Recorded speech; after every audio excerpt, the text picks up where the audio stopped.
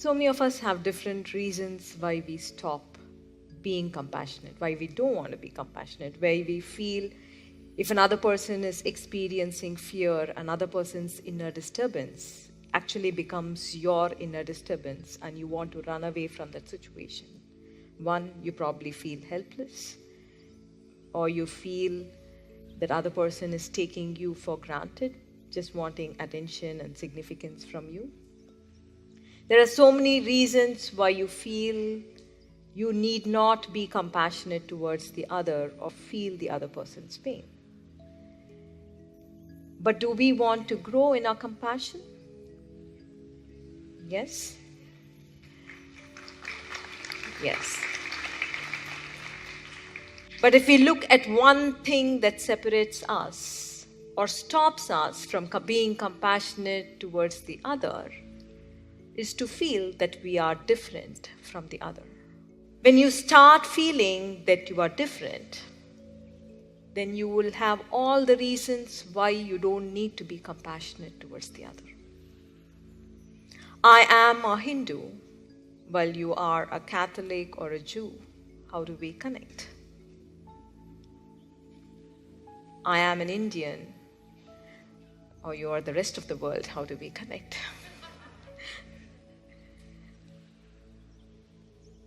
I am very spiritual, or the other is not very spiritual. How do we connect?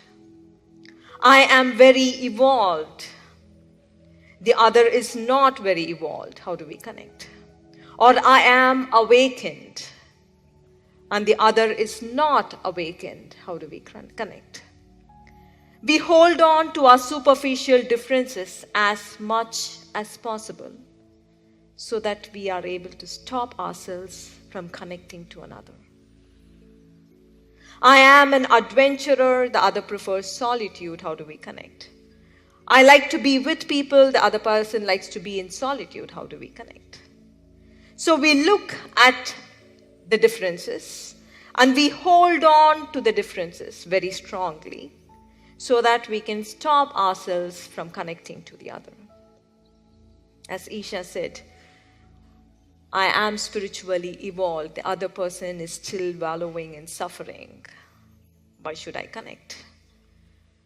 But once this virus of feeling separate, this virus of feeling that you are superior takes control of you, then you enter into a place of judgment. Once you feel you are separate, once you feel you are superior to the other, then you begin to judge another. And from that space of judgment, your actions would be divisive. Your actions would only create further suffering. It would not help another person move away from suffering. So your separation-driven consciousness, which is at the basis of your thinking, your separation-driven mind, makes you feel separate, makes you feel superior, and also makes you judge another, strengthening your separation-driven consciousness, separation-driven mind.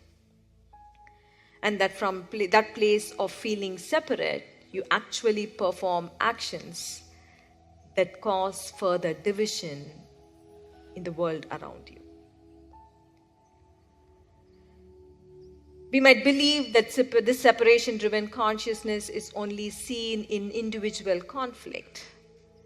But if we actually open our eyes of wisdom and see very clearly, this separation-driven mind is responsible for all the war and all the suffering that we see around us. This separation-driven mind is responsible for all the pain that we see around us. The leaders of countries, the leaders try to separate themselves as belonging to one particular ideology, as belonging to one particular culture, or dividing and separating in the color of the skin, and then separating the other, and all the actions that flow from that separation-driven consciousness leads to further division and further separation in the world. It is this same separation-driven consciousness that is underlying all religious and communal conflict. We hold on to be belonging to one separate God, one separate scripture, or one separate idea of heaven. And then, because you feel separate, you feel your God is superior to other gods, and there is conflict. You feel your scripture is superior to other scriptures, and there is conflict. Or your idea of heaven is more superior to the other's idea of heaven. And you strengthen being separate, feeling superior, and then the actions that come from the superiority, from the separation-driven mind, causes the communal rift, the communal war, or the religious war in the world we see. At an individual level, at an organization level, at the level of the family, we see the separation-driven thinking or the separation-driven mind. It could be overt or covert.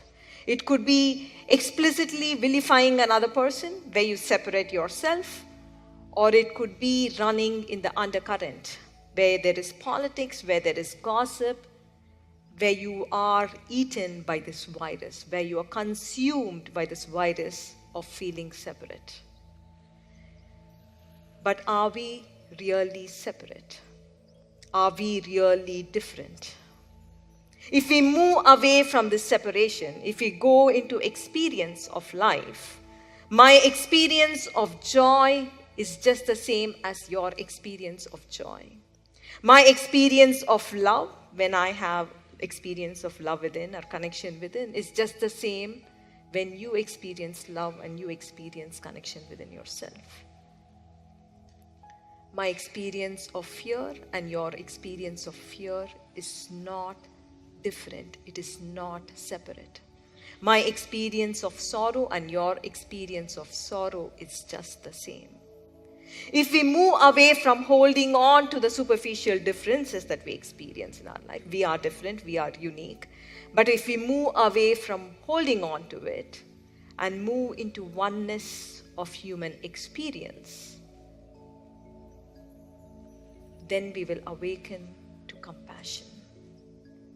If there is anything that is stopping you from feeling connected, if there's anything that is making you feel separate, just know that you need to bring attention to that separation-driven mind. Because it is this separation-driven mind that is responsible for all war, that is responsible for all conflict that you see in the world. It is this individual consciousness that is flowing out in the world. And every one of you are instruments of change to create a better world. You are the peacemakers.